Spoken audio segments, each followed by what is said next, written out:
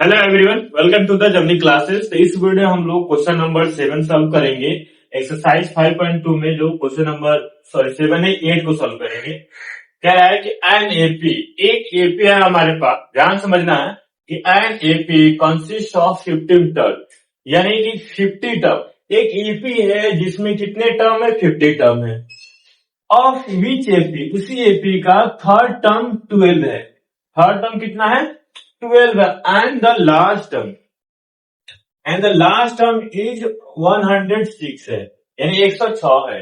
Find the 28 term, हमें पता करना है कि उसका 28 टर्म का वैल्यू क्या होगा। तो मतलब हमारे पास एक तो बात क्लियर हो गया कि 50 टर्म है। ठीक, लिखते हैं सॉल्यूशन। 50 टर्म यानी कि एक से लेकर एक के फर्स्ट एपी सेकंड एपी से करके 50 टर्म है। और जो 50 टर्म है उसी मतलब लास्ट टर्म का मतलब हो गया कि इस एपी में जो 50 टर्म है, यानी ए 50 का वैल्यू कितना है? 106 है। पहले लिखेंगे गिवन। क्या लिखेंगे? गिवन। गिवन क्या दिया हुआ? थर्ड ए, यानी कि A3 का वैल्यू दिया हुआ है 12। A3 को हम लोग क्या लिख सकते हैं? A plus 2D equal to 12। ये इक्वेशन अपना फर्स्ट हो जाएगा। अब हमारे पास लास्ट टर्म दिया हुआ है, यानी कि A50 कितना दिया हुआ है? A50 दिया हुआ है। A50 कितना दिया हुआ है? 106।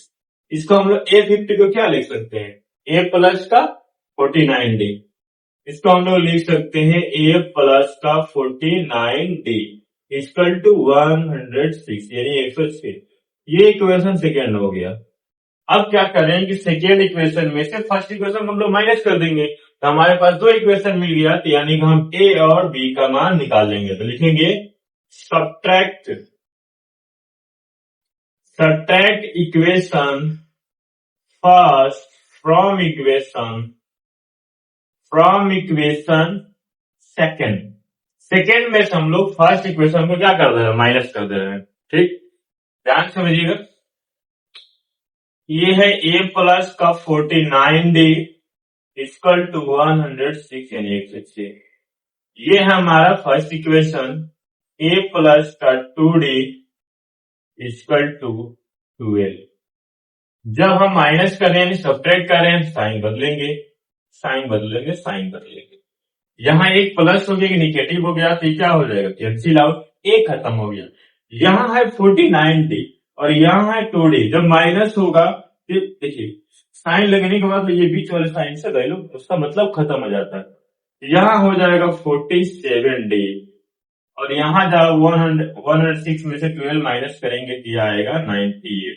कितना आएगा? 98।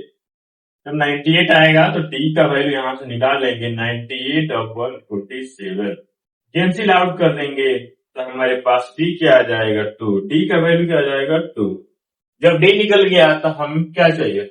ए निकाल लेंगे। तो हम लोग क्या कर रहे हैं? यहां लिखते हैं put D equal to 2 in equation.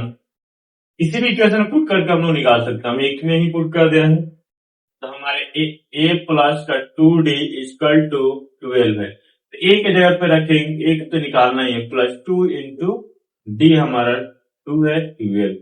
तो ए प्लस का 4 इक्वल टू 12। तो ए का वैल्यू यहां से आ जाएगा 12 माइनस 4, यानी कि 8।